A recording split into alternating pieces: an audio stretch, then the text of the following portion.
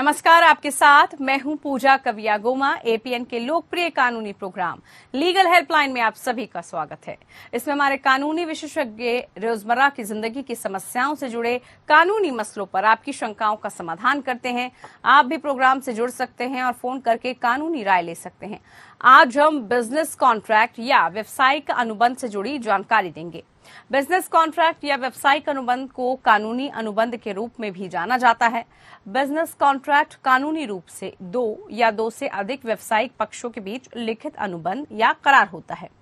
जब तक वो पक्ष इन अनुबंध कानूनों का पालन करते हैं, तब तक वो दीवानी न्यायालय के अंतर्गत भी आते हैं। व्यापार अनुबंध एक व्यापक शब्द है जो किसी व्यावसायिक संदर्भ में लेन देन को नियंत्रित करने के लिए उपयोग किए जाने वाले कानूनी रूप से बाध्यकारी दस्तावेज का वर्णन करता है। उपयोग किए गए अनुबंध राज्य, देश, उद्योग और लेन देन प्रकार के अनुसार अलग अलग हो सकते हैं। बिजनेस कॉन्ट्रैक्ट से जुड़ी कानूनी जानकारी देने के लिए हमारे आज के कानूनी विशेषज्ञ हैं वरिष्ठ अधिवक्ता डॉक्टर प्रदीप शर्मा जी। प्रदीप जी आपको बिजनेस कॉन्ट्रैक्ट से जुड़ी तमाम कानून की जानकारी देंगे।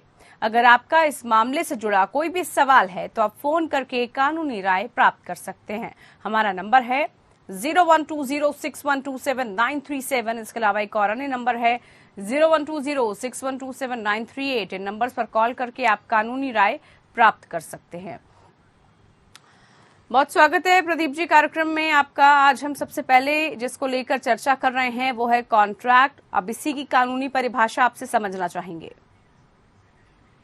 पूजा, बहुत अच्छा टॉपिक चुना और आज के बढ़ते युग में जब बिजनेस या कोई भी इस तरह की बात जिसमें कि दो लोगों की सहमति चाहिए वो होना बहुत जरूरी है जी।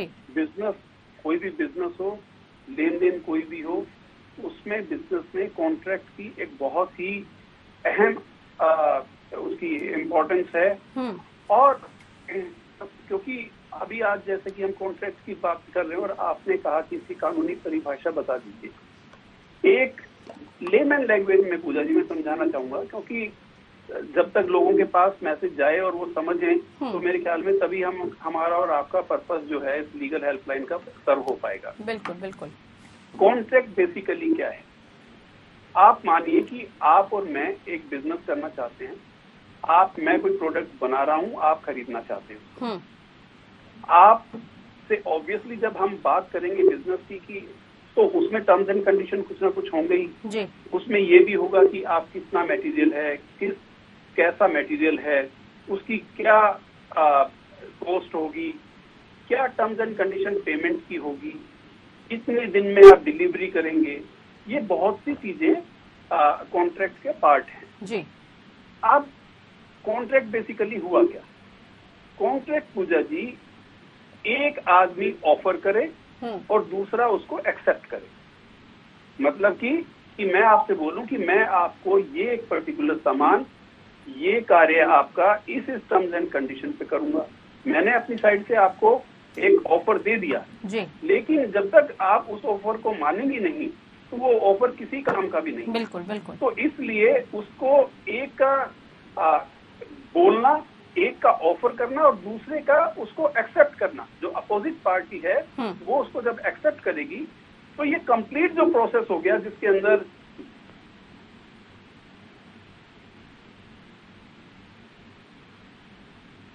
तो ये एक कॉन्ट्रैक्ट हो गया जी। अब पूजा जी आप सुन पा रहे हैं? जी बिल्कुल। हेलो जी प्रदीप जी, आवाज आ रही है आपकी?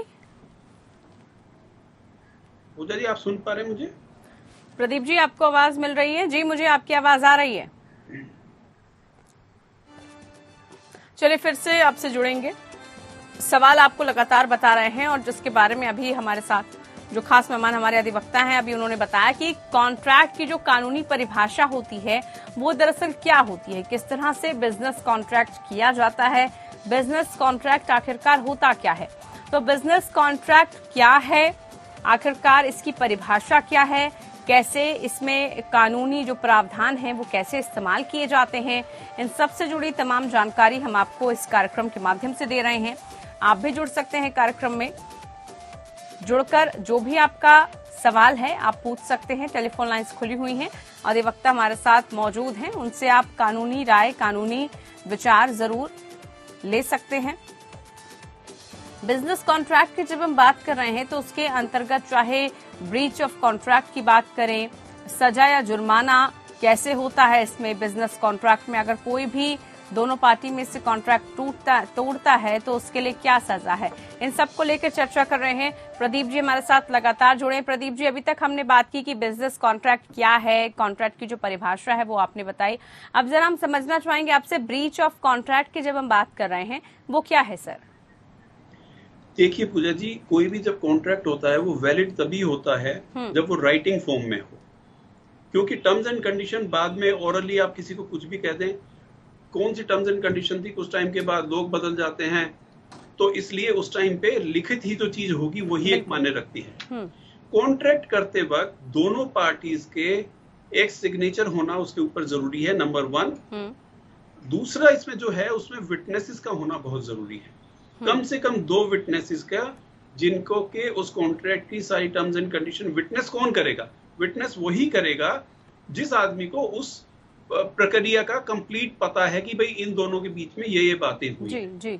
तो जो विटनेस होगा, विटनेस अपना नाम, अपना पता और अपना कॉन्टैक्ट नंबर, ये तीनों चीजें देगा। उसके बाद ये कॉन्ट्रैक्ट राइटिंग फॉर्म में जो भी आएगा ये कंप्लीट कॉन्ट्रैक्ट हो गया। अब किसी सूरत के ऊपर ये मान लीजिए कि हमें कल को बिजनेस ठीक चला या किसी अन्य कारण के से आप ये मान लीजिए कि एक आदमी उस कॉन्ट्रैक्ट को फॉलो नहीं करता, उसकी टर्म्स एंड कंडीशन को।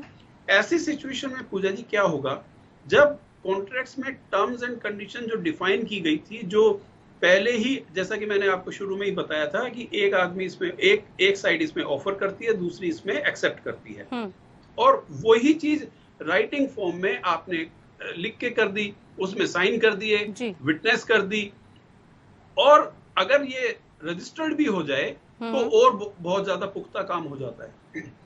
तो ऐसे काम में जब अब अगर कोई टर्म्स एंड कंडीशन को इसके अंदर फुलफिल नहीं करता, और तो ये क्या होगा, ब्रीच ऑफ कॉन्ट्रैक्ट, मतलब कि आपने जो टर्म्स एंड कंडीशन आपस में डिसाइड की थी दोनों पार्टीज ने, उनको ब्रीच कर दिया। इसके बारे में पूजा जी 2 चीजें हैं। एक, ब्रीच ऑफ कॉन्ट्रैक्ट का हमारे जो क्रिमिनल ज्यूरिस्प्रूडेंस है उसके अंदर प्रावधान है, सेक्शन 406 जो है वो स्पेसिफिकली ब्रीच ऑफ ट्रस्ट के बारे में बोलता है कि अगर कोई आदमी, उसके अलावा आप सिविल रेमेडीज भी आपके पास अवेलेबल है, क्योंकि ऑब्वियसली एक तो इसमें जो सजा का प्रावधान है वो इसमें 3 साल की सजा और फाइन या दोनों के दोनों। ये तो रहा एक क्रिमिनल ज्यूरिस्प्रूडेंस। अब मैं आपको बताता हूँ सिविल ज्यूरिस्प्रूडेंस में इसमें क्या होगा, क्योंकि जैसे ही ब्रीच ऑफ कॉन्ट्रैक्ट हुआ, ऑब्वियसली जिस आदमी ने ब्रीच किया है, उस कॉन्ट्रैक्ट को तोड़ा है, तो दूसरी पार्टी के पास एक ऑप्शन होता है कि वो कोर्ट में जाए। पहले आप उनको, दूसरी पार्टी को जिन्होंने ब्रीच ऑफ कॉन्ट्रैक्ट किया है, उसके पास एक नोटिस भेजेंगे। नोटिस में सारी अपने कॉन्ट्रैक्ट की बातों को बताते हुए कि आपने कॉन्ट्रैक्ट में, आपके और हमारे बीच में ऐसे ऐसे कॉन्ट्रैक्ट हुआ, ये टर्म्स एंड कंडीशन आपने एग्री किया करने के लिए, उनको सब बताएंगे, और लास्ट में आप उनको बोलेंगे कि आपके इस एक्ट के कारण हमारी ऑर्गेनाइजेशन को, हमें इतना नुकसान हुआ है, तो आप ये भी देंगे। क्या प्रदीप जी, इसको लेकर ये भी सवाल है ब्रीच ऑफ कॉन्ट्रैक्ट को लेकर कि जैसे आपने कहा कि कोई तोड़ता है इसको या कुछ, तो इसमें सजा या जुर्माना होता है क्या? कैसे होता है सजा या जुर्माना इसमें? मैंने जैसा कि अभी आपको बताया कि सेक्शन 406 में ब्रीच ऑफ कॉन्ट्रैक्ट का प्रोविजन है। तो जब कोई ब्रीच ऑफ कॉन्ट्रैक्ट करेगा, आप पहले एक पुलिस में कंप्लेंट करेंगे जी। पुलिस अगर उसमें टर्म देखते हुए कि भाई वाकई ही इन्होंने डेलिबरेटली ये कर दिया है, ब्रीच ऑफ कॉन्ट्रैक्ट किया है, तो पुलिस उसमें FIR लॉन्च कर सकती है। अगर पुलिस उसमें ना भी करे तो आप 156(3) की सेक्शन 156(3) में आप कोर्ट में प्रोसीड करें कि आपने ऐसे ऐसे पुलिस को कंप्लेंट किया था, इस आदमी ने हमारे साथ ब्रीच ऑफ कॉन्ट्रैक्ट किया है, तो आप इसके खिलाफ FIR लॉन्च करें। ऐसी स्थिति में कोर्ट प्रोस एंड कॉन्स को देखते हुए, डॉक्यूमेंट्स ऑन रिकॉर्ड को देखते हुए, उसके ऊपर कार्रवाई करता है और जी। जो भी ब्रीच करता है उसके खिलाफ FIR अगर देखता है कि उसमें क्रक्स है, मटेरियल है, जो ये बोल रहे हैं ठीक है, तो वो उसके अंदर कोर्ट के पास पावर्स हैं कि वो आपके खिलाफ FIR के ऑर्डर कर सकता है। बिल्कुल। अब कॉन्ट्रैक्ट जी। बनाते वक्त अगर हम बात करें किन बातों का हमें ध्यान रखना चाहिए, दोनों पक्ष की जो जिम्मेदारियां हैं वो कैसे परिभाषित की जाती हैं? पूजा जी, सबसे पहले तो उसमें डेट मेंशन होना चाहिए, प्लेस मेंशन होना चाहिए जी। कॉन्ट्रैक्ट कब हुआ। आप जब भी लिखते हैं first party and second party, first party जो ऑफर कर रही है, सेकंड पार्टी जो एक्सेप्ट कर रही है, उसमें आप ये लिखेंगे कि ये एग्रीमेंट इस डेट को इस जगह पे हुआ। वो दोनों की डिटेल्स होनी चाहिए, जो ऑफर करता है उसकी भी और जो एक्सेप्ट करता है उसकी भी। उसके बाद आप अपनी टर्म्स एंड कंडीशन के, भाई आप फॉर एग्जांपल कोई ट्रेड है तो उसमें आप ये सामान हम आपको भेजेंगे, ये उसकी स्पेसिफिकेशन रहेंगी। आप उस सामान के बाद में पैसे कंपनी को इस दिन देंगे, इतना हम एडवांस लेंगे, इतना टाइम होगा कि जो बैलेंस अमाउंट है वो आपको देना है। तो ये भिन्न भिन्न प्रकार की जो भी सारी की सारी इसके अंदर जो टर्म्स एंड कंडीशंस होंगी, जो म्यूचुअली आपस में हम डिसाइड करते हैं, उनको उसके अंदर मेंशन करना है। मेंशन करने के बाद दो चीजें बल्कि मैं आपको कहूंगा कि इसके अंदर दो चीजें कॉन्ट्रैक्ट में होनी चाहिए। एक जो बहुत इंपॉर्टेंट है, जो किसी ना किसी टाइम पे कॉन्ट्रैक्ट में इन दो चीजों की एब्सेंस के कारण से कई बार बहुत बड़ी दिक्कत हो जाती है। मैं अभी कुछ दिन पहले मैकडोनल्ड्स के केस में अपीयर हुआ था, उसमें एक पर्टिकुलरली एक सिचुएशन आ गई थी। हुआ ये कि आपने टर्म्स एंड कंडीशन कर दी, डिफाइन कर दी, उसके अंदर आ गया। लेकिन पूजा जी एक बात और बताऊं मैं, कई सिचुएशंस ऐसी आ जाती हैं जो आदमी की या कंपनी की कैपेबिलिटीज के बियॉन्ड होती है। नेचुरल क्लामिटी आ गई कोई, बिल्कुल बिल्कुल, है ना, तो उसमें आपको ये पर्टिकुलर क्लोज आपको डालना होगा उसके अंदर। फॉर एग्जाम्पल एक कॉम्प्लेक्स है, आपने रेंट के ऊपर वो कॉम्प्लेक्स ले लिया। कॉम्प्लेक्स में आपने जो एग्रीमेंट किया कि भाई ये कॉन्ट्रैक्ट जो आप लोगों के बीच में हुआ वो हुआ 2 साल के लिए हुआ। मीनवाइल क्या हुआ, कोई एक्जिजेंसी आ गई। फॉर एग्जाम्पल अभी पिछले दिनों में कोरोना आ गया था। फॉर एग्जाम्पल कोई आग लग जाए, कोई एग्जाम्पल भूकंप आ जाए, या कोई ऐसी नेचुरल क्लैमिटी आ जाए जो आदमी के नॉर्मली कंट्रोल के बियॉन्ड हो। बिल्कुल बिल्कुल, ऐसी सिचुएशन का क्लोज भी आपको उसको डालना चाहिए कि अगर कोई ऐसी सिचुएशन आ गई जो मेरे कंट्रोल के बाहर की है, अंडर नॉर्मल सर्कमस्टांसेस मैं इसको फॉलो करूंगा, लेकिन कोई ऐसी चीज जो बियॉन्ड माय कंट्रोल है, बियॉन्ड ह्यूमन कंट्रोल है, तो ऐसी स्थिति में भी डालना चाहिए कि मैं इस ऐसी सिचुएशन में ये चीजें इसमें चाहूंगा। डॉक्टर प्रदीप, अब बिजनेस कॉन्ट्रैक्ट की बात करें तो फाइन प्रिंट का मतलब क्या होता है, इसका मकसद आखिरकार क्या है, और फाइन प्रिंट में आखिरकार जो रिटन चीजें होती हैं, जो लिखित में होती हैं, वो क्या क्या होती हैं? पूजा जी, पहले मैं एक लाइन पहले जो बीच में अधूरी बात रह गई ब्रेक से पहले, वो बताना चाहूंगा कि जो एक कॉन्ट्रैक्ट के अंदर जो मैं आपको बता रहा, अनफोर्सीन सर्कमस्टांसेस हैं, वो क्लोज होता है, उसको बोलते हैं फोर्स मेजोर। वो एक क्लोज उसके अंदर होना चाहिए। रही बात ये कि फाइन प्रिंट क्या होता है, तो यदि आपने देखा होगा कि फाइन प्रिंट बेसिकली जब आप एक पूरा का पूरा एक कॉन्ट्रैक्ट तैयार किया, तो जब कॉन्ट्रैक्ट तैयार हो जाता है तो उसके नीचे, बिल्कुल नीचे एक लाइन लगाकर और एक बहुत छोटे छोटे शब्दों में कुछ लिख देते हैं। वो जो स्मॉल वर्ड्स में जो नीचे लिखा होता है लाइन के पेज के बिल्कुल लास्ट के अंदर, उसको हम फाइन प्रिंट बोलते हैं। वो छोटे अक्षरों में कुछ अहम जानकारी होती है उस कॉन्ट्रैक्ट के बारे में, जिसके बारे में या कोई रेफरेंसेस होते हैं, उनको हम लिखते हैं। तो जो फाइन प्रिंट है उनका होना ये बताया जाता है कि आपको इन पर्टिकुलर चीज में ये पर्टिकुलर स्पेसिफिकेशन, ये पर्टिकुलर चीजें जो मतलब इम्पोर्टेंट है उस एग्रीमेंट के लिए।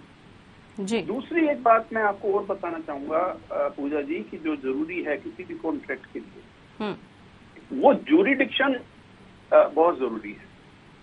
अगर आप कॉन्ट्रैक्ट एक दिल्ली में कर रहे हैं और आप चाहते हैं कि भाई, क्योंकि आपका maximum business for example Calcutta, तो ऑब्वियसली जब कभी कोई डिस्प्यूट अराइज हो गया और कोर्ट में जाने की अगर जरूरत पड़ गई, तो ऐसी सिचुएशन के अंदर आपको जिस भी उसके अंदर जो कॉन्ट्रैक्ट में एक लिखा होगा कि subject to the jurisdiction of this particular city, तो वो भी लिखना बहुत जरूरी है। अदरवाइज आपके लिए कल को वो हानिकारक हो सकता है। आपका मेन बिजनेस है कैलकाटा में, आपने कॉन्ट्रैक्ट साइन कर दिया दिल्ली में। अब अगर आप उसमें पर्टिकुलरली ज्यूरिडिक्शन का पॉइंट उसके अंदर रेज नहीं करेंगे, तो जो दूसरी पार्टी है वो कहेगा कि इसकी ज्यूरिडिक्शन दिल्ली में होना चाहिए, क्योंकि ये कॉन्ट्रैक्ट तो दिल्ली में साइन हुआ है।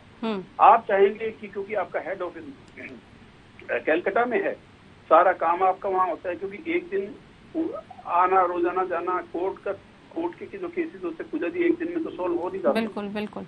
तो उनको सोल्व करने के लिए बार बार आपको जाना, तो आपको जो सहूलियत लगती है म्यूचुअली एग्री करके आप बता सकते हैं कि ये इसकी टेरिटोरियल ज्यूरिडिक्शन ये पर्टिकुलरली सिटी की होगी।